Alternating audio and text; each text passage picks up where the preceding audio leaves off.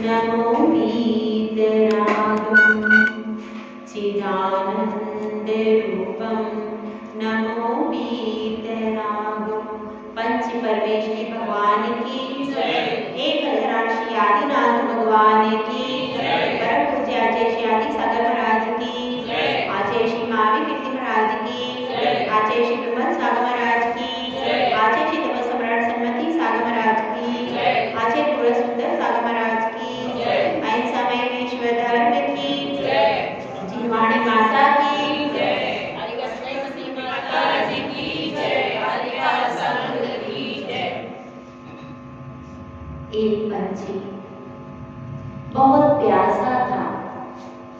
वह प्रतीक्षा कर रहा है कि कब मुझे पानी मिले। उसने अपनी माता से कहा, माता मैं बहुत प्यासा हूँ, मुझे पानी कब मिलेगा। तो उसकी माता कहती है कि जब स्वाति नक्षत्र की बूंद से वर्षा होगी, जब स्वाति नक्षत्र का उदय होगा और उस समय जो पानी बरसेगा तब तुम्हारी प्यास बुझेगी।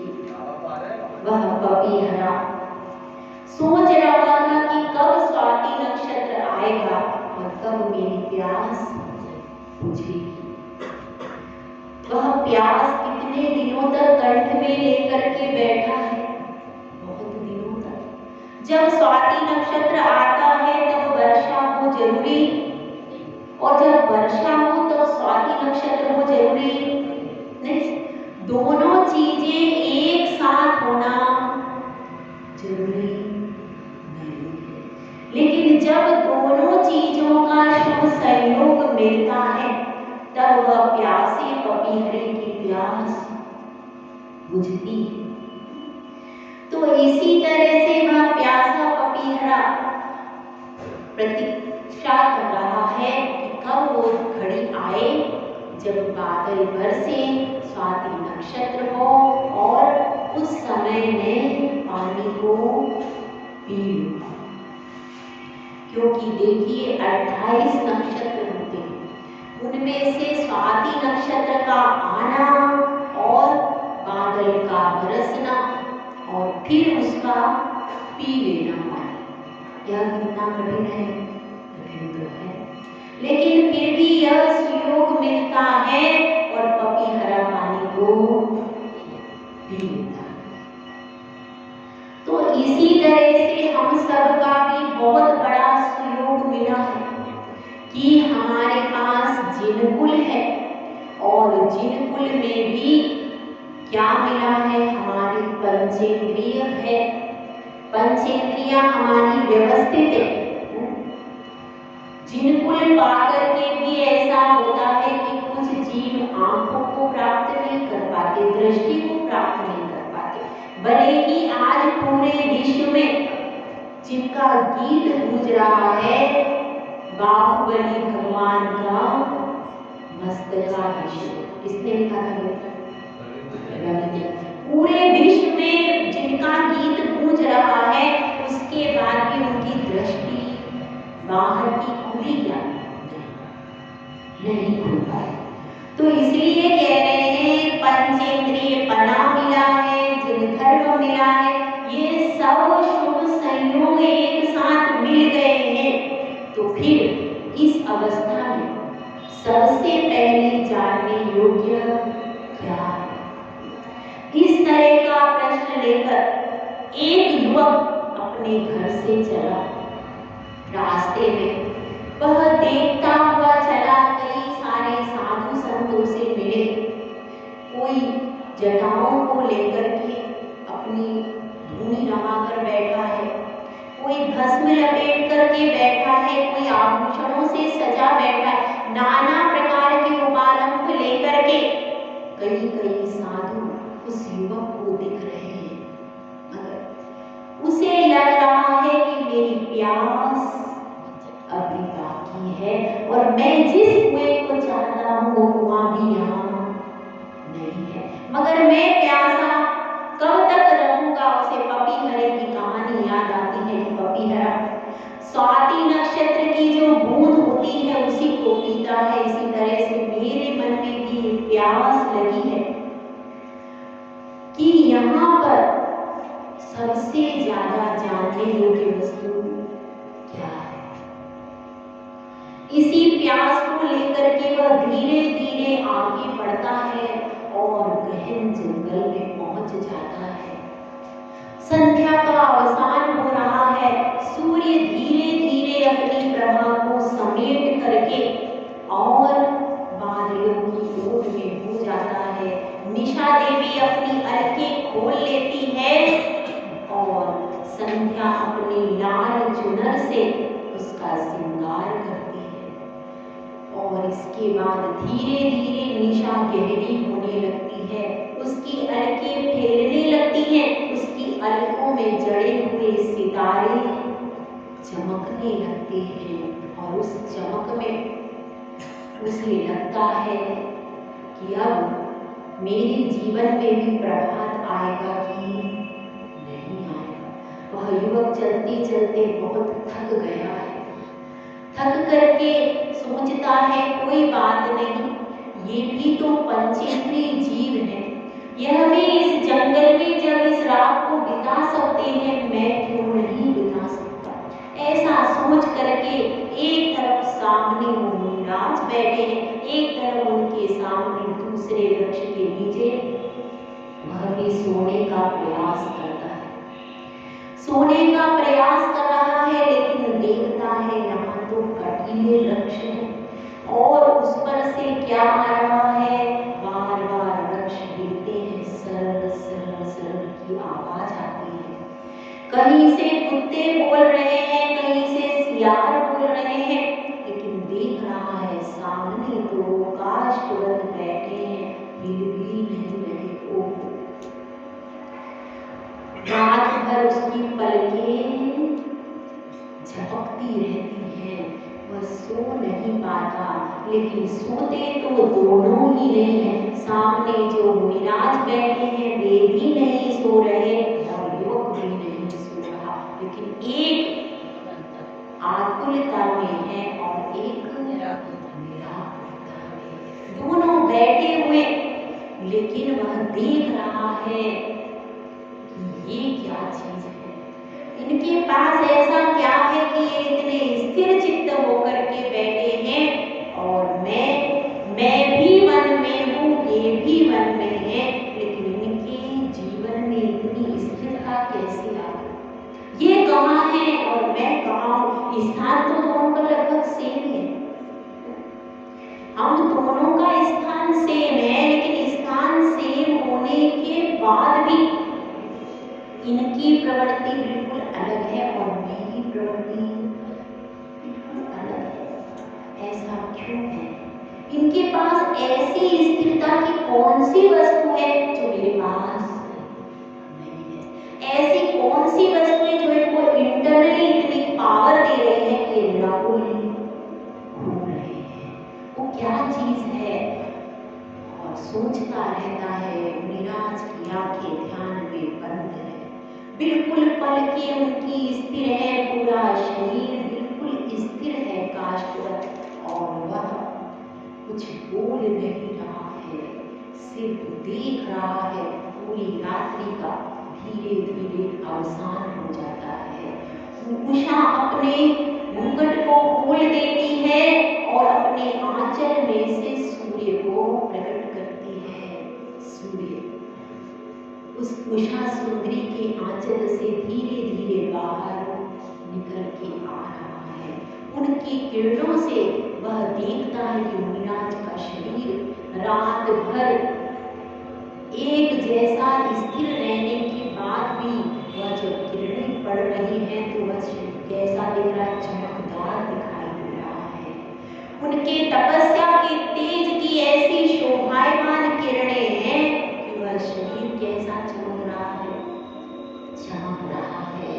वह कुछ बोल नहीं पाता, लेकिन बस स्थिरता से बैठा। उसके शरीर का पोर पोर दुख रहा है क्योंकि सो नहीं पाया है रात, लेकिन उनके चेहरे पर, मुनिराज के चेहरे पर एक शिकन भी नहीं। मैं भी सो नहीं पाया, ये भी सो नहीं पाए, फिर भी इनके शरीर में कोई थकान का चिन्ह नहीं है और मेरे पूरे अंग अंग में दर्द हो रहा है। ऐसा क्यों है? देखता है धीरे धीरे मुनिराज की पलकें खुलती हैं। उसमें से काली पुतलियां जो हैं उनका सफेद मोती हिलता है और वह युवक हाथ जोड़ करके नतमस्तक होकर के पूछता है, गुरुदेव आप कहाँ थे? क्या पूछा? गुरुदेव आप कहाँ थे? मुझे बस इतना बता दीजिए कि आप कहाँ थे। गुरुदेव कहते हैं, बस मैं तुम्हें कैसे बताऊं कि मैं कहाँ था, क्योंकि मैं जहाँ था उसका तो पता ही नहीं है। फिर भी तुम यदि पूछते हो तो मैं तुम्हें बताता हूँ उस जगह की कहानी जहाँ पर कोई दुख की निशानी नहीं है।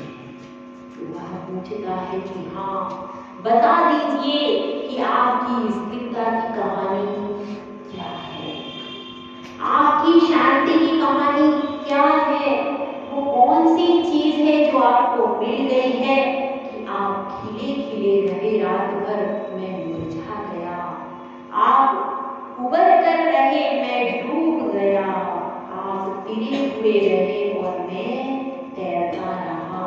क्या है वो चीज आखिर आपके पास, मुझे बता दीजिए। तो गुरुदेव कहते हैं, सुनो मेरे पास एक वही चीज है जो तुम्हारे पास है, लेकिन तुम पहचान नहीं पाए और मैं पहचान गया हूँ। बस अंतर इतना ही है, इतना सा ही अंतर है कि तुम पहचान नहीं पाए। और सुनो मैं एक श्लोक के माध्यम से तुम्हें बताता हूँ कि वह चीज क्या है। आज अपन वीतराग स्तोत्र जो है आप लोगों ने पढ़ा होगा कई बार, बहुत सरल है। उस वीतराग स्तोत्र के माध्यम से समझने का प्रयास करेंगे। पहला काव्य है, पहले काव्य को अपन सब पढ़ते हैं। आप कल से अगर पुस्तकें लेकर के आ जाएं तो और अच्छा रहेगा, अपन इस स्तोत्र को पूरा करेंगे। पहला श्लोक है, शिवं शुद्ध बुद्धं हरे विश्वनाथं, न देवो न बन्धुरे न कर्मा न कर्ता, न अंगं न संगं न स्वेच्छा न कायं, चिदानंद रूपं नमो वीतराग। पहला शब्द है शिवम। शिवम का अर्थ होता है कल्याणकारी, शिवम का अर्थ होता है मोक्ष, शिवम का अर्थ होता है सुख। इस शिव शब्द के कई कई अर्थ हैं, लेकिन जो लोक में प्रसिद्ध है, जो लोक में शिव के नाम से प्रसिद्ध है, वह कौन है? वह रुद्र है, जिसने उज्जैन में महावीर भगवान के ऊपर सर्प, इसीलिए वहां पर महाकालेश्वर मंदिर बना है। उसके नीचे क्या है? शमशान। आज भी वहां पर भस्म से क्या किया जाता है? अभिषेक किया जाता है। आप देख लीजिए। वह तो यहाँ पर जो चर्चा चल रही है वह उस रुद्र की चर्चा नहीं, यहाँ पर तो चर्चा है सबसे पहले शिवम, यानी जो हमारे लिए कल्याणकारी है। और हमारे लिए सबसे ज्यादा कल्याणकारी क्या वस्तु है? हमारी आत्मा। दूसरे भी हमारा कल्याण करते हैं, हमारा उपकार करते हैं, हमारा हित करते हैं, हमारे लिए अच्छा सोचते हैं, लेकिन जितना अच्छा हमारी आत्मा हमारे लिए सोचती है उतना कोई कभी सोच सिर्फ आपको उसकी आवाज को पहचानना और सुनना नहीं आता। गुरुदेव मुनिराज जंगलों में जाते हैं, आत्मा की आवाज को सुनते हैं और अपने कल्याण के पथ को प्रशस्त कर लेते हैं। इसलिए वह कल्याणकारी है। और शिव का अर्थ क्या होता है? सुख। तो वह सुख को भी देने वाली है। सच्चा सुख कहाँ से मिलता है भाई? शाश्वत सुख कहाँ से मिलता है? केवल अंतरंग से ही मिलता है। बाहर के ये तो सब साधन है, बस केवल साधन है। साध्य तो आत्मा ही है। तो इसलिए यहाँ पर शिवम कहा गया। उसके बाद क्या कहा गया? शुद्धम। दूसरे शब्द का अर्थ क्या है? शुद्ध, यानी स्वाभाविक रूप से शुद्ध भाव है उसका। कर्मों के पटल से रहित होता है, उसको क्या कहते हैं? शुद्ध। कर्मों के पटल से रहित है, स्वाभाविक रूप से शुद्ध है। सबे शुद्धा हो शुद्ध है। शुद्ध नय से यह आत्मा कर्मों से रहित है, इसीलिए क्या कह दिया? शुद्ध। ये हमारे स्वभाव का ही पूरा कथन चल रहा है, किसी और का नहीं है। किसका है ये सब स्वभाव? हाँ चंचल, हमारी अपनी आत्मा का, सबका यही स्वभाव है कि वो हमारे लिए सुख देने वाली है, कल्याणकारी है और शुद्ध स्वभाव वाली। और अगला विशेषण है बुद्धम। बुद्धम यानी संपूर्ण ज्ञान कहीं बाहर नहीं है। पूरा ज्ञान कहाँ है? हर व्यक्ति की अपनी अपनी आत्मा ज्ञानी है। ज्ञानी है कि नहीं? सबकी आत्मा के भीतर अनंत ज्ञान छिपा हुआ है, बाहर से नहीं लाना पड़ेगा। सिर्फ आवरण है ऊपर। किसी का आवरण गहरा है, किसी का आवरण पतला है, पर आवरण तो सबका सबका। ऐसे भी पढ़ने वाले बच्चे होते, एक बार पढ़ने के बाद तुरंत याद हो जाता है। टॉपर होते हैं, कहीं होते हैं कि नहीं होते? एक बार पढ़ने के बाद याद हो जाता है। IAS में, CS में, कई बार CA में, ऐसे ऐसे टॉपर बच्चे अपनी भारत में अभी बहुत अच्छे प्रतिभाएं हैं। प्रतिभाएं, बेटियों की प्रतिभाएं पहले निखर करके नहीं आती थी, लेकिन अब बेटियों की प्रतिभाएं भी निखर करके आ रही हैं। पहले वो बेटियां केवल घर में कैद रहती थी, उनकी प्रतिभा उभर कर सामने नहीं आती थी, लेकिन आज उन बेटियों की प्रतिभा, आज की डेट में युवा वर्ग भारत में जितना प्रतिभावान है, बहुत ज्यादा प्रतिभावान, कि विदेशों में भी उस प्रतिभा का मूल्य हो। वह क्षयोक्षम कहाँ से आया? वह क्षयोक्षम हमारे भीतर से ही तो निकला, आत्मा में ही तो है वह ज्ञान की शक्ति। तो किसी ने उसको डेवलप कर लिया, पढ़ करके, या कोई साधनों के द्वारा डेवलप कर लिया, किसी के नेचुरल गिफ्ट भी है। दोनों प्रकार से तो क्षयोक्षम तो है, तो इसलिए वह चैतन्य शक्ति में ज्ञान भी है। शिवम शुद्ध बुद्धम हरे विश्वनाथम। और जिन्होंने हर लिया है, किसको हर लिया? किसको हर लिया? जिन्होंने हरण कर लिया, किसका? कर्मों का हरण कर लिया नहीं। हरण करने से यहाँ पर है जिन्होंने अज्ञान रूपी तिमिर का हरण कर लिया। अज्ञान रूपी तिमिर का क्या कर लिया? हरण कर लिया है। उनके अंदर के अज्ञान को, किसी दूसरे के नहीं, उनके अंदर जो अज्ञान रूपी तिमिर था उसका उन्होंने हरण कर लिया। तो मैं हर हो गई। मतलब हर भी विशेषण किसका है? हमारा ही है, कोई बाहर का नहीं। और विश्वनाथ, विश्वनाथ किसको कहते हैं? ब्रह्मा को कहते हैं। लेकिन वास्तव में हमारे अंदर हमारी समूची सृष्टि है, और उस सृष्टि की रचना हम खुद करते हैं। हमारे अपने कर्मों की रचना कौन करता है भैया? हम स्वयं। तो हमारी जो सृष्टि है वो हमारे भीतर ही है। यही पुण्य पाप का जो जाल है, उसी के कारण आप आपकी बाहर की दुनिया क्रिएट होगी। आपके भीतर जो पुण्य पाप क्रिएट हुआ उसी से बाहर की दुनिया, आपका जैसा पुण्य होगा, जैसी पाप होगी, उसी के हिसाब से आपको आयु मिलेगी, उसी के हिसाब से घर मिलेगा, परिवार मिलेगा और मित्र आदि मिलेंगे। सही है कि गलत है? यानी आपने अपनी सृष्टि आपने स्वयं की, तो आप स्वयं के ब्रह्मा हुए। इसलिए और विश्वनाथ भी हैं। क्यों? इस अपेक्षा से कि अनंत परमेष्टि अपने को बनना, भविष्य की अपेक्षा से, अपनी सृष्टि की अपेक्षा से अपन भी क्या हुए? विश्वनाथ। और इस अपेक्षा से भी हुए कि अनंत भगवान जो होते हैं, तो अपना सबका लक्ष्य तो अनंत बनना है, तो भविष्य के अनंत अपन सब है कि नहीं? भविष्य की अपेक्षा अपन अरहंत है, इसलिए भी यहाँ पर विश्वनाथ विशेषण आत्मा के लिए लगाया जा सकता है। और क्या कहा?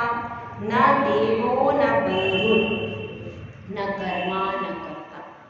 देव क्या है? एक केवल पोजीशन है, अपर लेवल की, अपर डिवीजन की केवल एक पोजीशन है देव पर्याय। और अगर इस अपेक्षा से कहा जाए कि वो वीतरागी देव है, ऐसा कहते ना पर वो ही देव है, मगर वास्तव में वो देवगति वाले देव तो नहीं है। फिर क्यों उनको देव कहते हैं? कोई बता सकता है? यहाँ पे सब लोग वहाँ पर स्वाध्याय करते हैं। हाँ, वहाँ पर स्वाध्याय करती है। मुझे ये बताइए भगवान को देव क्यों कहते हैं?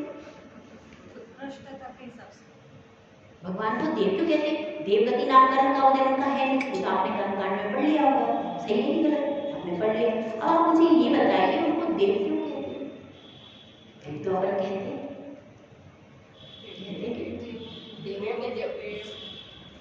उनको क्या कहते हैं? वीतरागी देव हैं, सच्चे देवशास्त्र। आप पूजा रोज करते हो? सच्चे देवशास्त्र की पूजा करते हो? बताओ भाई। यहाँ के सराबा के तो मैंने सुना बहुत ज्यादा प्रबुद्ध वर्ग है, बढ़िया स्वाध्याय होता है रोज, तो बता दो मुझे। देव तो उन्हें कहते, सच्चे देवशास्त्र तो कहते हैं, तो उन्हें देव क्यों कहते हैं?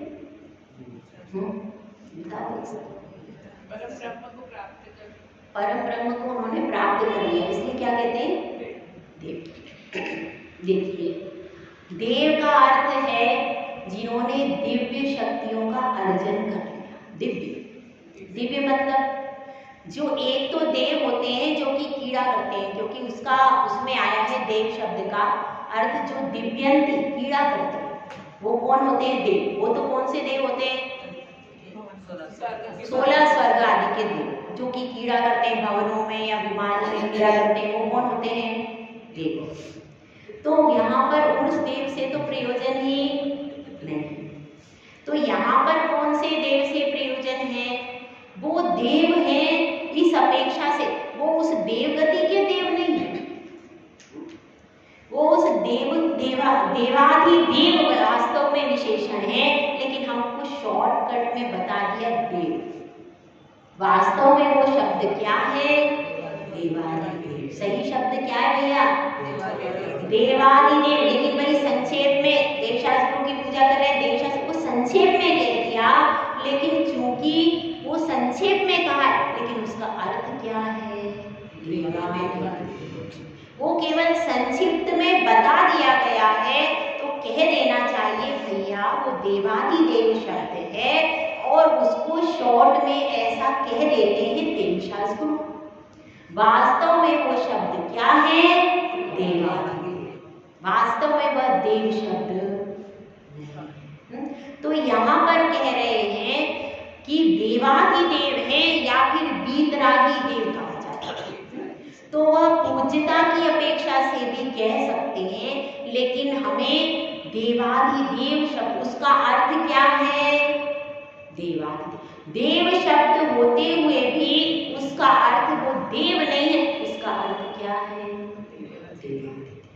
इसीलिए किसी भी शब्द से आप केवल शब्दार्थ पढ़ करके निर्णय, उसका भावार्थ पता होना चाहिए कि भाई यहाँ पे शॉर्टकट में देव जरूर लिख रहे हैं, सच्चे देव जरूर लिख रहे हैं, लेकिन इसका अर्थ क्या है?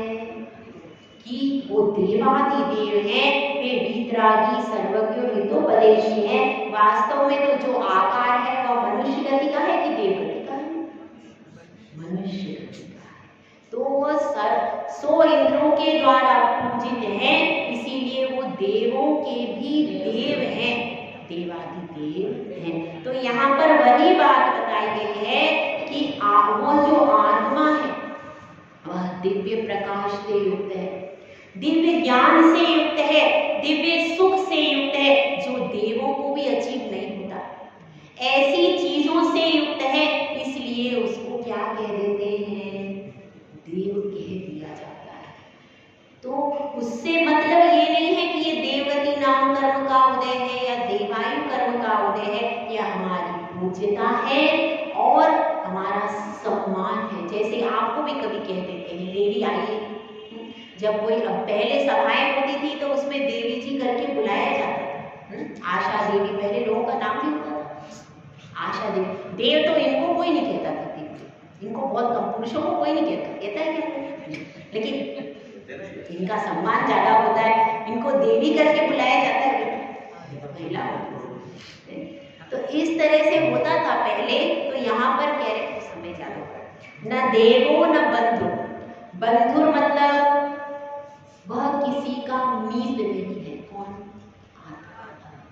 आज हम सब यहाँ पर बैठे हैं, कभी पूर्व में हमने सबने स्वाध्याय किया हुआ। मुझे भैया नवकार कॉलोनी का तो मुझे लगता है बिल्कुल 100% लगता है। पूर्व में कभी अपन ने मिलके कभी स्वाध्याय किया था, तो वही कर्म का उदय सबका साथ में आ गया है। तो अपना क्या हो रहा है, इसीलिए मन लग रहा है। तो इसलिए क्या है, न देवो न बंधु, हम किसी के बंधु नहीं, आत्मा भी किसी की सगी नहीं होती। आज ये चोला छोड़ा, कल दूसरा पहना, परसों तीसरा पहना, किसकी सगी हुई हो? किसकी हुई भाई आत्मा? किसी की हुई? आज यहाँ पर है 70 साल 75 साल 50 साल यहाँ का चोला छोड़ा, अब वह यहाँ से गई, अब वो नहीं जानती कौन उसका बंधु है, कौन उसकी माता है, कौन उसके पिता है, किसकी रही हो? किसी की भी। तो न बंधुर न कर्मा न कर्ता, न उसमें कोई कर्म है, क्योंकि मैंने आपको बताया था आत्मा स्पर्श रस गंध वर्ण से रहित, कोई भी कर्म उसको टच नहीं करता, अनटचेबल है वो। कोई कर्म उसको टच करता है? टच नहीं करता, केवल वो आत्मा के प्रदेशों में ठहर बस जाता है, लेकिन उस ठहरने से ही उसको प्रभावित कर देता है। न वो कर्मों को छूती है, न उसका रस है, न गंध है, न वर्ण है, इसीलिए कोई कर्म भी उसका नहीं है। भले ही पुण्य पाप साथ चलते, पर उसके बाद भी वह उससे छूते, बिना छुए कर्म इतने परेशान कर रहे हैं, जब छू लेते हैं तो क्या करें? बिना छुए परेशान कर रहे कि नहीं? कर रहे कि नहीं? कर तो वह कर रहे हैं, तो इसीलिए कह रहे हैं न कर्मा न कर्ता, और न कर्मा, न कर्म उसके हैं, न वह किसी भी वस्तु की कर्ता है, कर्ता भी किसी चीज की नहीं। आज यहाँ पर बहुत सारे मकान बना बना करके आप चले जाओगे, अगले भाव में कितने मिलेंगे भाई? हाँ चल चलिए, कितने मिलेंगे अगले भाव में? क्यों? 5 तो मिल जाएंगे? नहीं मिलेंगे? क्यों? यहाँ पर आपने 5 बना लिए ना, तो अब अगले भाव में 6-7 बन जाएंगे, और यहाँ से बढ़ के मिलेगा ना, कि 5 तो आपके पास है ही नहीं मिलेंगे। ये सब ये इसीलिए जितने भी कंस्ट्रक्शन करोगे, जितनी भी चीजें यहाँ बनाओगे, जितना भी करोगे, कुछ भी करता, सारी चीजें यही रह जाएंगी। और पुण्य पाप भी साथ में रह करके भी उसके नहीं होते, उसका स्वभाव उसमें रहता है, और पुण्य पाप उससे दूर ही। अगर उसका स्वभाव पुण्य पाप होते तो फिर किसी को भी मोक्ष नहीं होता। इसलिए न कर्मा न कर्ता न अंगम न संगम, कोई भी अंग नहीं है, आत्मा का कोई अंग है? सारे अंगों से रहित है। जितने भी अंग और उपांग हैं किसमें होते हैं? शरीर में। और न संगम, संगम का अर्थ क्या है? वह का अर्थ होता है परिग्रह। परिग्रह से भी वह रहित है, क्योंकि उसमें तो कुछ है ही नहीं, जो अनविजिबल है, अनटचेबल है और किसी भी प्रकार से वो छुई नहीं जा सकती, तो उसमें परिग्रह कहाँ टिकेगा, टिक सकता है क्या? परिग्रह से भी रहित है, न स्वेच्छा न कायम, और उसकी कोई इच्छा भी नहीं, इच्छाओं से भी रहित है, क्योंकि इच्छाएं तो इस शरीर के निमित्त से होती है, आत्मा की कोई इच्छा ही नहीं, वो सारी इच्छाओं से कहते हैं चाह गई चिंता गई मनुआ बेपरवाह, जिनको कछु न चाहिए बेशाम के शाह। ऐसी स्थिति है। न स्वेच्छा न गात्रम, गात्र का अर्थ होता है शरीर, और उसका शरीर भी नहीं है। ऐसा चिदानंद स्वरूपम नमो वीतरागम, इस तरह से उस श्लोक का सृजन कर दिया। अब वह युवक तो कुछ जानता ही नहीं कि ये सब क्या कह रहे हैं, क्या समझा रहे, वह कुछ भी जानता नहीं है, एकदम शांत भाव से सुनता रहता, पर उसको अच्छा जरूर लग रहा। वह बिल्कुल जैसे ही उनकी वाणी खिली तो उसको ऐसा लगा जैसे अमृत की वर्षा हो गई, एकदम से उसे लगा जैसे उसकी भूख प्यास मिट गई, एकदम से उसे लगा कि रात भर की थकान दूर हो गई, ये कैसे हो गया, ये कौन सी नई चीज मुझे मिल गई, यह सब सोचता हुआ वह अभी वहीं बैठा हुआ है। तो अब वह युवक कौन सी जिज्ञासा का गुरुदेव से समाधान करता है, अपन देखेंगे इसको कल। अभी दीदी के प्रवचन। जय गुरु आचार्य सुंदर साहब महाराज की।